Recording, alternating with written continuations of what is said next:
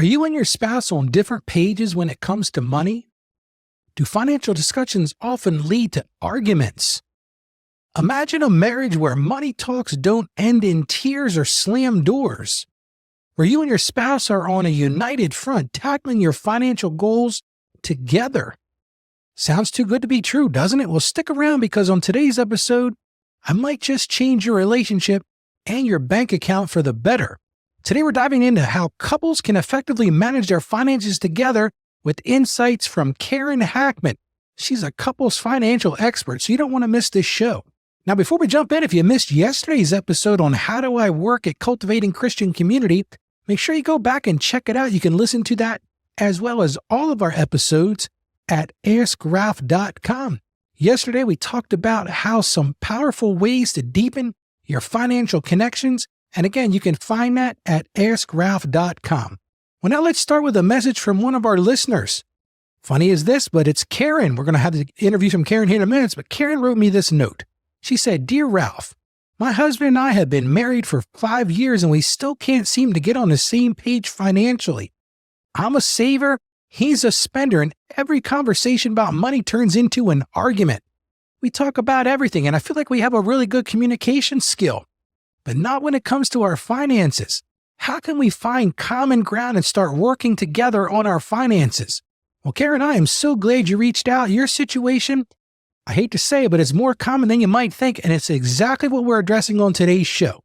Well, welcome to the show. I'm here to help you gain financial freedom. I want to help you grow in your faith, and thank you so much for joining me on today's journey. Today, I'm going to bring you an interview I had with Karen Hackman, and it's coming up in just a minute, and we really got into how to build your financials and how to do that as a couple. Well, one of the things I'm going to do before we get to that interview, I'm going to encourage you to visit our website. That's at askralph.com. I want you to join our community. And if you're finding value on the show, do me a huge favor. How about sharing it with somebody who might benefit from this information? And when you join our community, you're also going to get a free copy of my book. It's called Mastering Your Finances. Now, this usually sells for $10 on Amazon, but it's yours absolutely free when you join our email list. And remember, before we get into the interview, our show is all about answering your questions. That's why we call it Ask Ralph. So send them over to me by email. That's at ralph@askralph.com. Or you can visit our website. Again, that's askralph.com. You see a little microphone icon. Click on that and tell me what's on your mind. Now, before we get into the interview, let's ground ourselves in Scripture. The book of Proverbs, chapter 24, verses 3 and 4 says this: "By wisdom a house is built, and through understanding it is established. Through knowledge its rooms are filled with rare and beautiful treasures." Well, this verse reminds us that a strong financial foundation in marriage is built on wisdom. It's built on understanding, and it's built on knowledge. Hello, Karen, and welcome to the show. Thank you so much. It's a pleasure to be here. So we're going to dive right into it and get right to the core of what we're going to talk about that. And how do you help couples stop fighting and arguing about finances? That's really the key question today. Yeah, it is. And I learned from personal experience. My husband and I, it took us a few years to get on the same financial page, and we were arguing for many of those years. And I had to the penny kind of dropped, and I kind of thought, right, we cannot go on like this.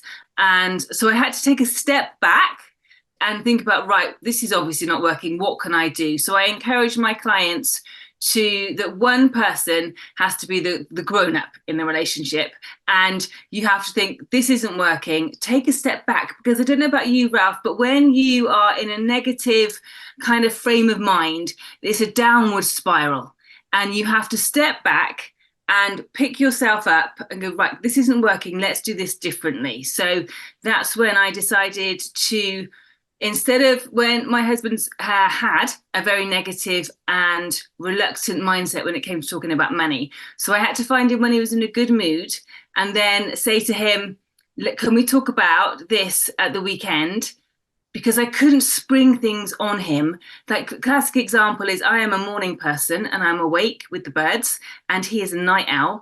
And I would be awake for a few hours, and I've been checking the bank statement online, as you can do these days. And I'd wake him up with a cup of tea, and straight away I'd be talking to him about money, and that didn't go well. So I had to as I say again, just take a step back, find something that worked, so that he had that time mentally to prepare that we were going to talk about money. And I find with many of my clients, one person, it sometimes can be that overwhelmed or reluctant spouse, and so you have to really manage how you're going to approach talking about money.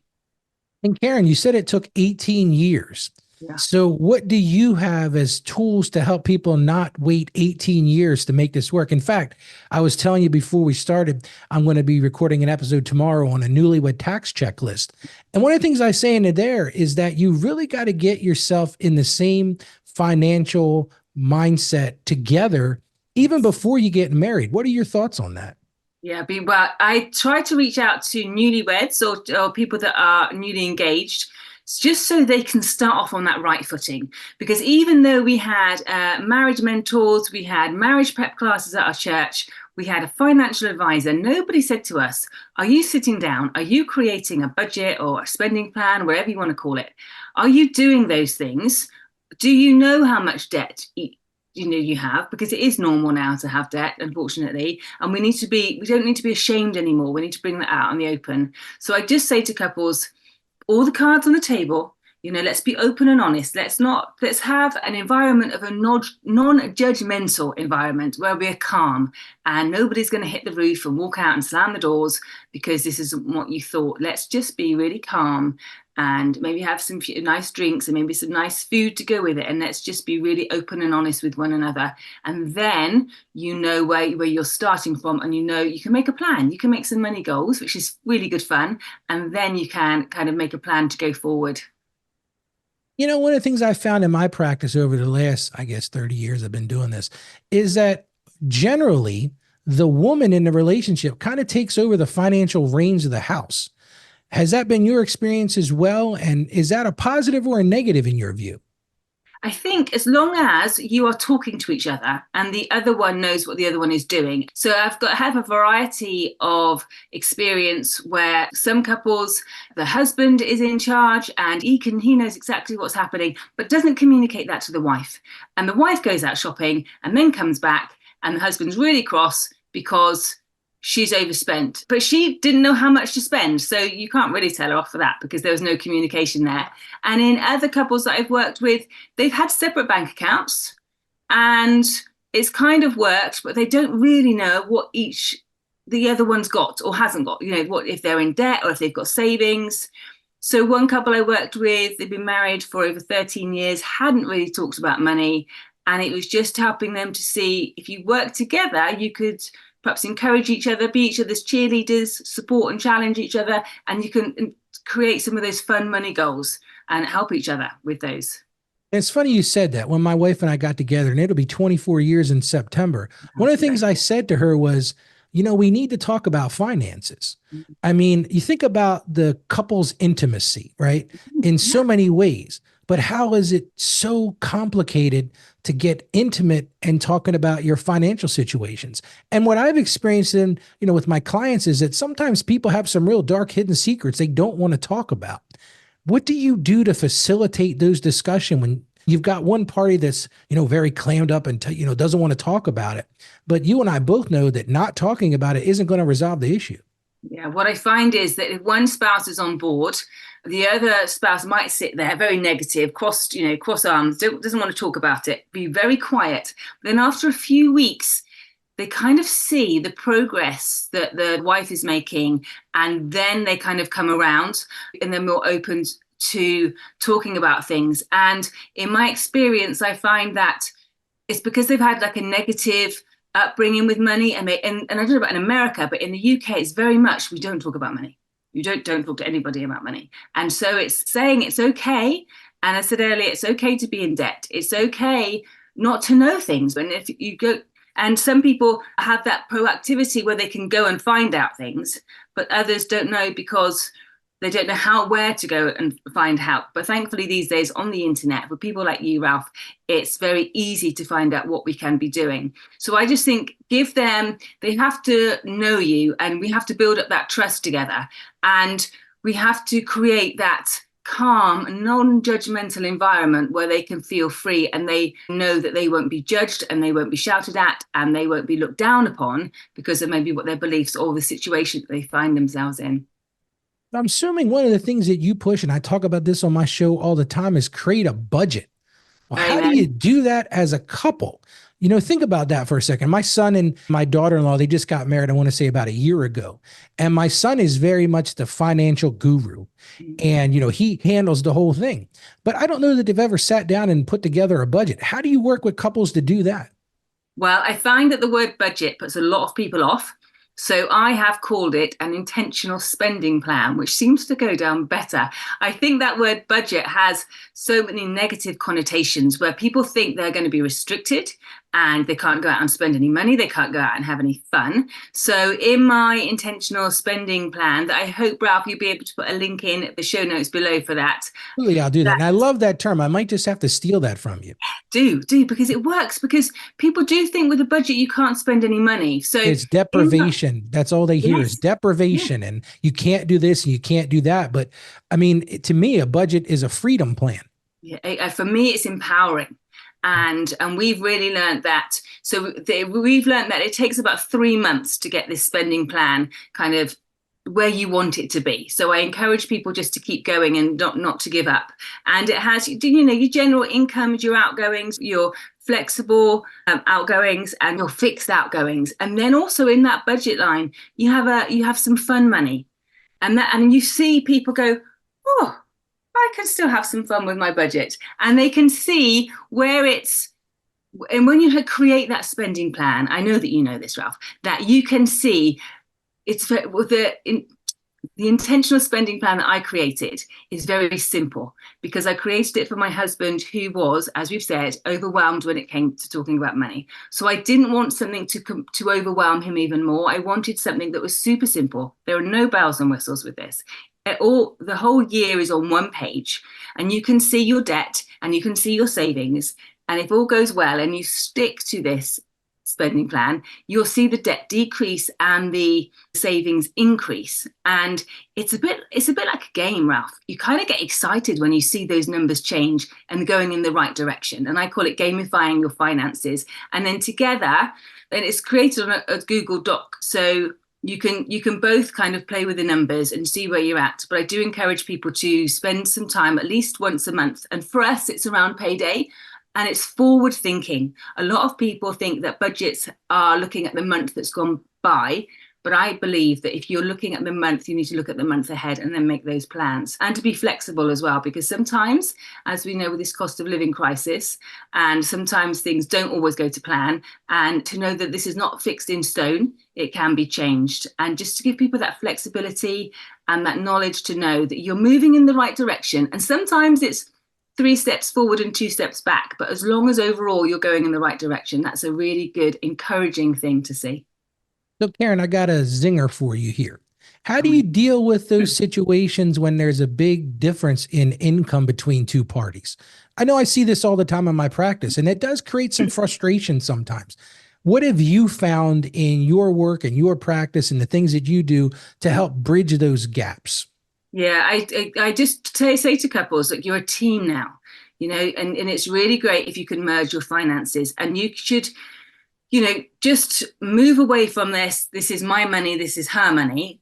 You're a team, and merging your finances is for the best, because I think if you continue to have that mindset where, well, this is my money and I only want to give 50% of it, I do encourage couples just to think about that and think about their future. And especially if they have children and one of the couple is going to stay home and look after the children, that's, if you're a team, then it's our money and it's not my money and his money anymore. So just for the future, I really encourage my clients to merge their finances. And then they can all see it. And then there's nothing hidden, Ralph, then you can't have any secrets from each other. And I think for accountability, that's a really good thing.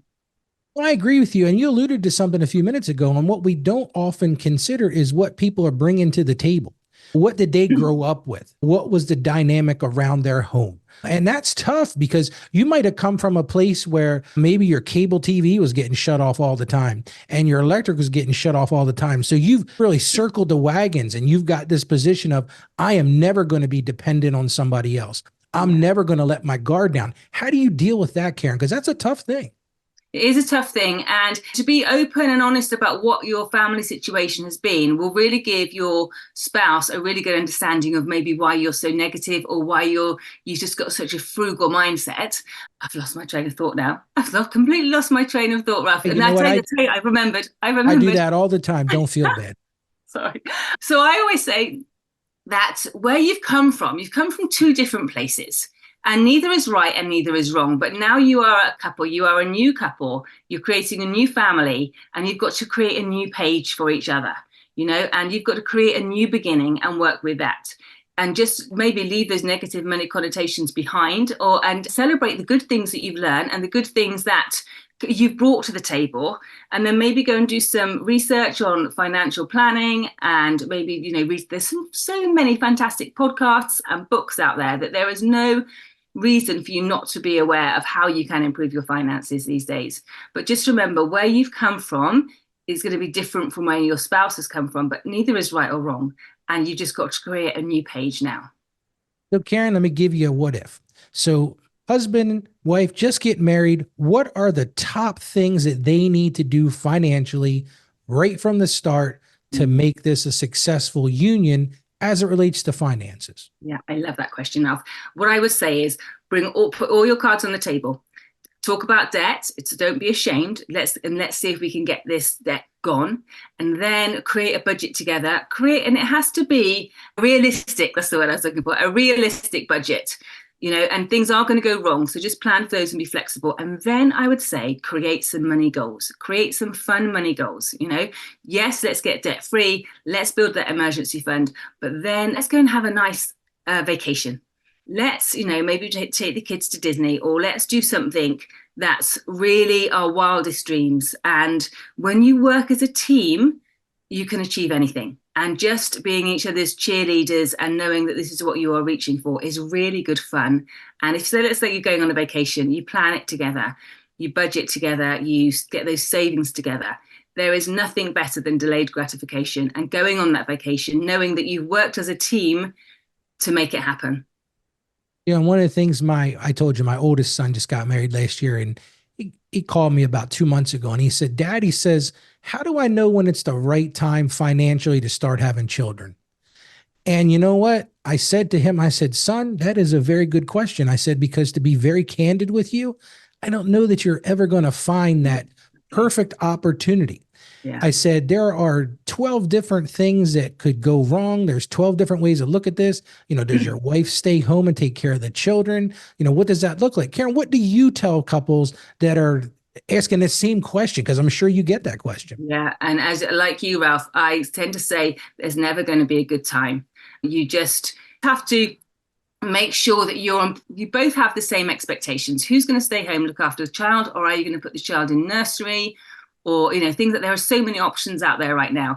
And having a child is super, super expensive. And you just need to go in with open eyes. And if I were you, I would talk to some other couples that have just had children and maybe at different stages, so you can get a realistic idea of what the costs are. But as I said earlier, there's never going to be a great time to have children. And if you are blessed with children, then enjoy it and you will make it work. When we had our daughter, my husband was a youth worker and I was a teacher, and we didn't have a lot of money, but God just blessed us so much. When we had her, we didn't have to pay for anything apart from the cot. Everything was given to us, the pram, the clothes, everything. We were just super blessed. So, don't not have children because you're worried about the money. You will find it work, but don't expect, like some of our friends did, create the nursery like for $5,000, because for me, this baby doesn't like what room it's in. As long as it's warm and it's safe and it's well fed, it's got a clean diaper, that's all it's going to worry about. So don't, having a baby is like having a wedding these days, and it seems to be a license to print money. Don't be ashamed to ask for help and go to thrift stores, because these babies grow so quickly. You don't want to be spending $100 on a new outfit that they're not going to fit in the next 3 to 6 weeks. No, it's so true. And I like what you said about that. It really comes down to food, clothing, and shelter. And we can create all kinds of crazy stuff. And we got to have this beautiful setup for the nursery. And we got to do this and we do that. I know with my youngest, I learned, I was like, I can go to Target and get the same clothes for him that we can get at some of these specialty shops. And guess what? He wears it once. Yeah, If he wears it twice, it's going to be stained up with something because this child found absolutely. his way into every mess that was possible. But I think what I hear you saying is you got to adapt your intentional spending plan over time. So let's talk a little about that. How do you make those changes to that intentional spending plan? And what is the typical interval for when you need to make those changes? Yeah, well, let's say that you're going to have children. So maybe you're not going to be going out to fancy restaurants, or maybe you're not going to have those luxury holidays, those 5 stars at the Sandals in the Caribbean. You can knock those on the head. And then your money just kind of weaves its way quite naturally, quite organically into something else. When you've got friends visiting with young children, you may not take them to the local, I don't know, the wine tasting. You're going to then go to the zoo. Your things are just going to go very naturally into your new phase of life, into your new chapter. So you won't be going to those 5 star restaurants anymore, 5 stars hotels. You're going to be spending money on going to the zoo instead, which is equally fun because you're in a new stage of your life. And I think that's what you have to embrace. You have to Yeah. embrace the change and embrace, in the Bible, it talks about seasons of our life. So tell me about your coaching program. Give me some specifics about what you do, what that looks like. How do people get involved with that?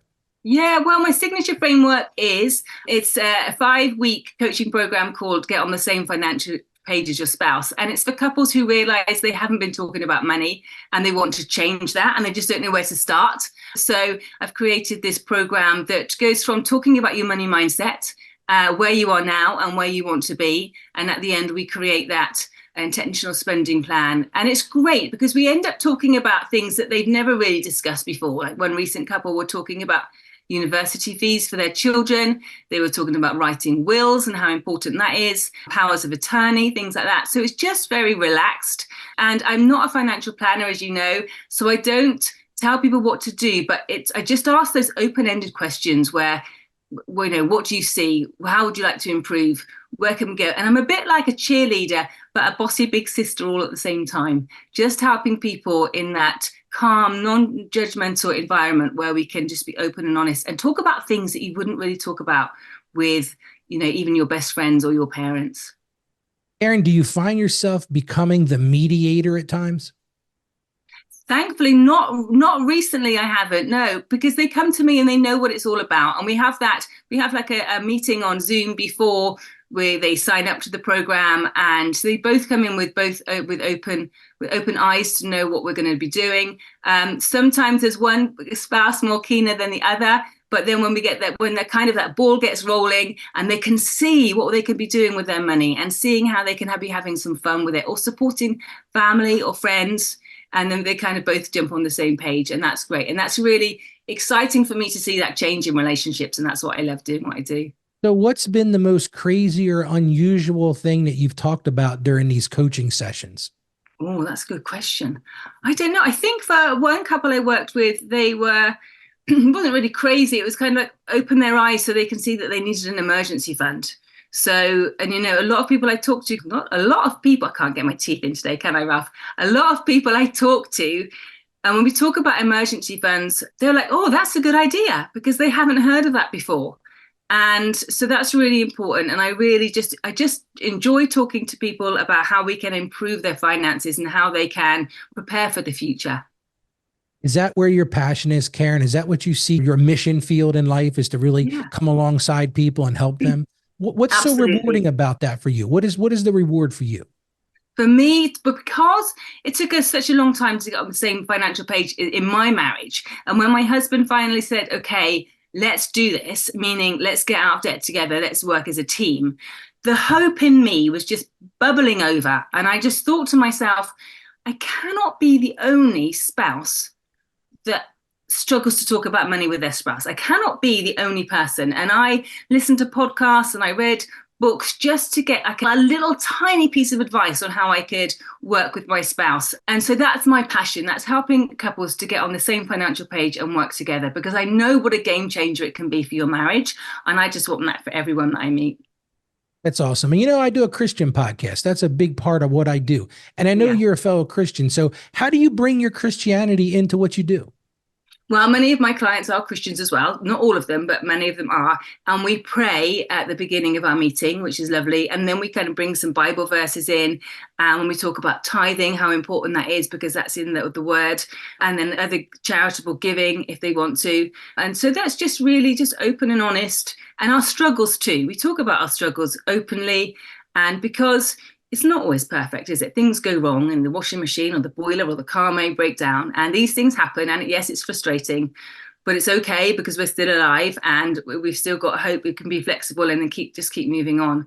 But faith is a big part of my program, and it's just great to see other people. It's just great to share our faith with each other and to pray with each other as well.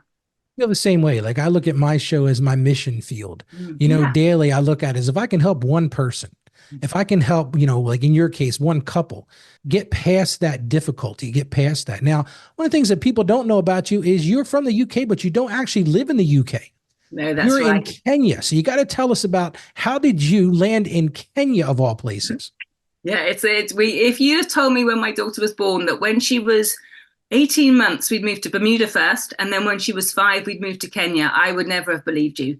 So, as I said earlier, my husband was a youth worker. He's now a full-time pastor. And in 2009, the recession hit the UK.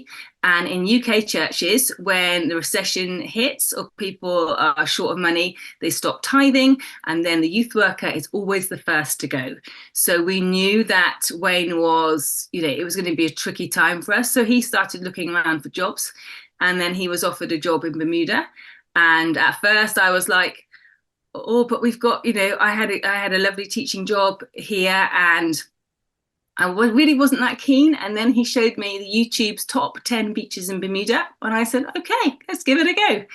And then 5 years later, the recession then hit Bermuda. So we knew that he was going to lose his job then. So again, he started looking around, and he got offered a job in Kenya in a Christian international boarding school. And that's where we moved to. And it was obviously God was just opening all those doors and firmly closing other doors for us. So that we've been there for 8 years now. So we didn't ever expect, when we first moved to Bermuda, we thought we'd be gone for 3 years. And that was about 14 years ago now. So God has obviously got plans for us there. And it's wonderful because I'm able to, through my coaching program, actually, 10% of what I earn goes to a lovely children's rehabilitation centre just down the road from us, just 10 minutes down the road. So I love supporting them as well. I can also help just your regular people down the road who are just struggling with their budgets, because it is a difficult time for everybody in the world. I understand that. And in Kenya, unfortunately, the government are increasing taxes and introducing new taxes. So it's really hard for some people out there. So I just enjoy helping others as well. So tell me about everyday life in Kenya. I've never been there, and I don't really know too many people that have been there. And many of my listeners may not even understand, where Kenya is. So tell me about Yeah. everyday life in Kenya and how that's different than what you had before you moved there. Yeah, so Kenya is in East Africa. It has, like all places, has its poverty and has affluent areas as well. When many people think about Africa, they think about children walking in bare feet to collect water. And yes, that still does happen. But for the majority, they do have shoes, and they have shopping malls, and they have supermarkets, just like you and we do back here in the UK. And so children go to school, but that has to be paid for. Just like in the US as well, you don't have free healthcare like we do in the UK. They have to pay for their medicine and medication as well. There are some very poor people who struggle, and there are some very affluent people as well.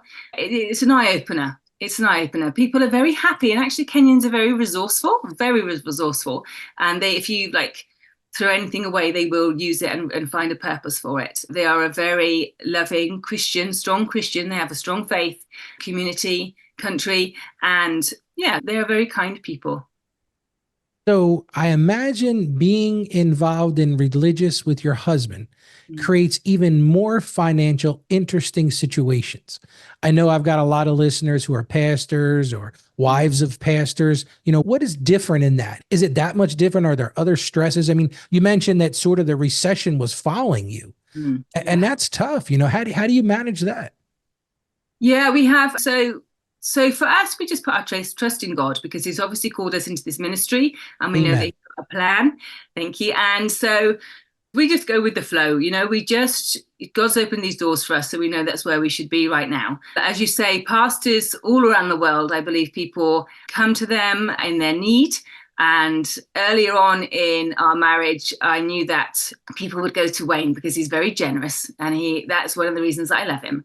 And in Africa, it is no different. And people would knock on the door and ask for some money for their child's education fees or for hospital fees, and he would give them $250, and he'd be very generous. And then I would get along and say, right, have you seen the bank statement recently? I'm going to do a food shop on Saturday. And then it turned out that we had no money left. No money left because Wayne had given it all away. But we found a way. There's beans and rice, and that's okay. So he's very generous. He has become less generous with in the nicest possible way. You have to look after your family first, don't you? But yeah, he's still a bit more intentional with his money now, and he's a bit more family first. But we do help our local people where we can, although that's not always easy, but we do our best. Talk about that on my show all the time.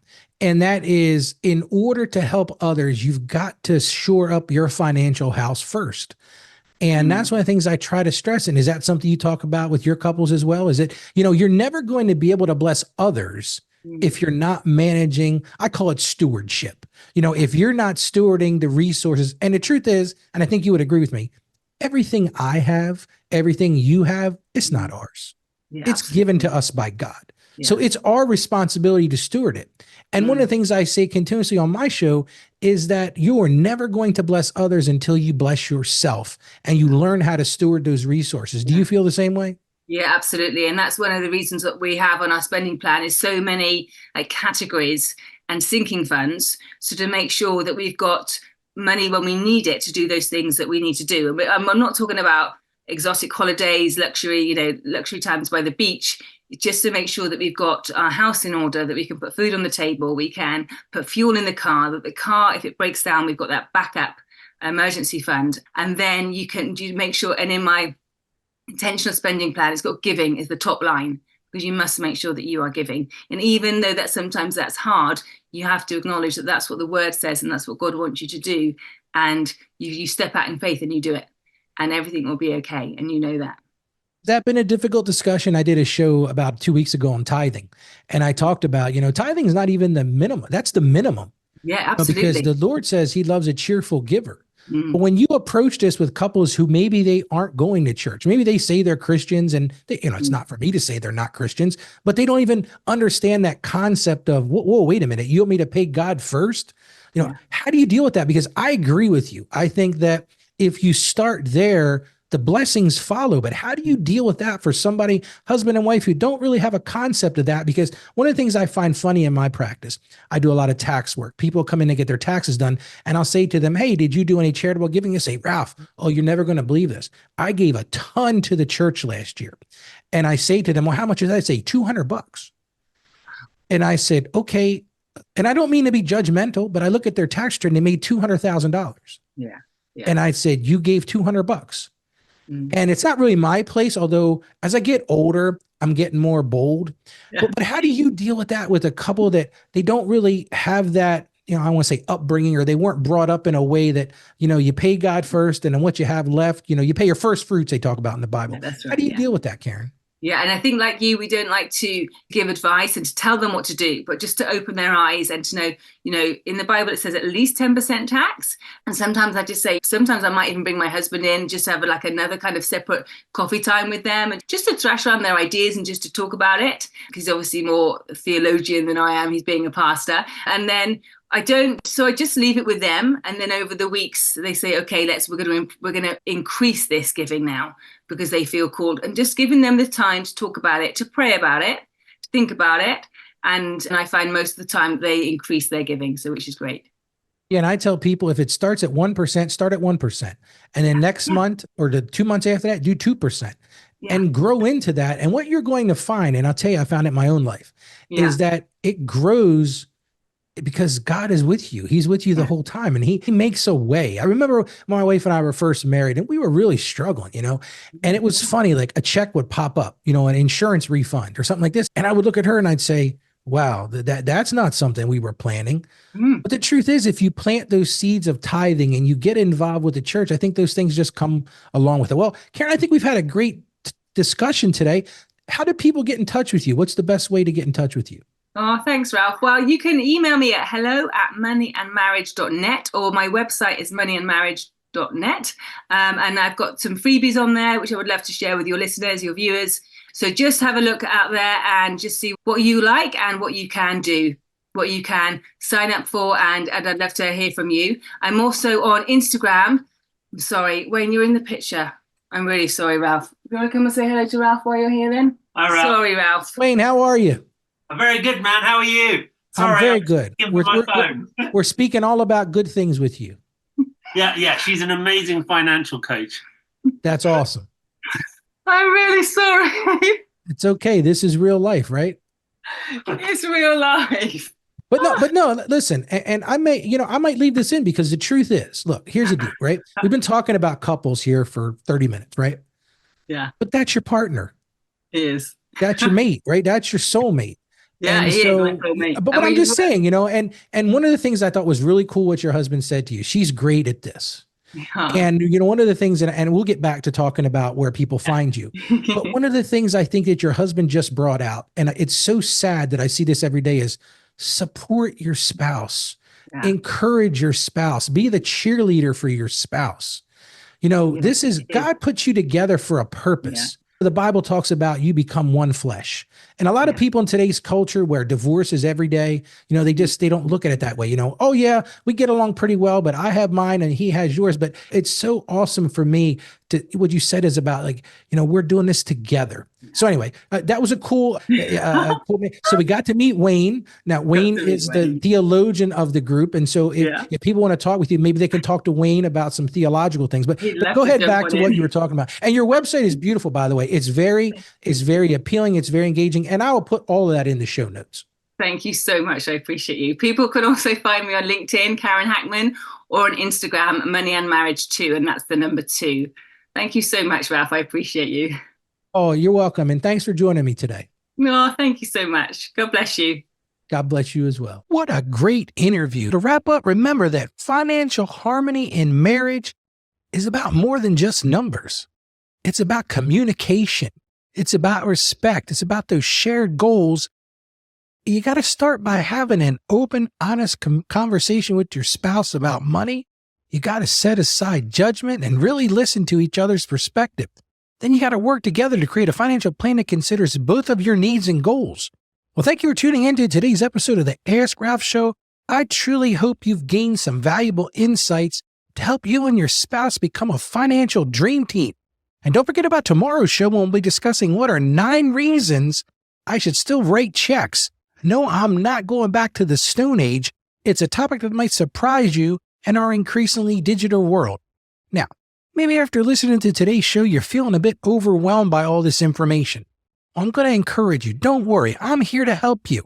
I want you to schedule an appointment with me so we can create a personalized financial plan for you, maybe for you and your spouse. I'm going to help you put your finances in order. You can do that by going to askralphpodcast.com/store. And I'm going to charge you a $150 consultation fee, but I'm going to work with you individually, or like I said, as a couple, on your personal finances. Maybe it's a business you need help with, how to grow your business. But the goal is I'm going to help you achieve all your financial goals. So I'm going to encourage you, schedule with me today. We'll create a plan, and I will definitely help you achieve your financial success. Remember this, my passion is to help you achieve financial success. I want you to live out your dreams. I want you to grow in your faith. And I know that together we can master your finances from a Christian perspective. So as I always end this show, I want you to stay financially savvy, and God bless you. Thank you for joining us on the Ask Ralph podcast. And with a simple click to subscribe, we'll invite you back to our next episode. And remember, financial issues don't have to be complicated. Just ask Ralph.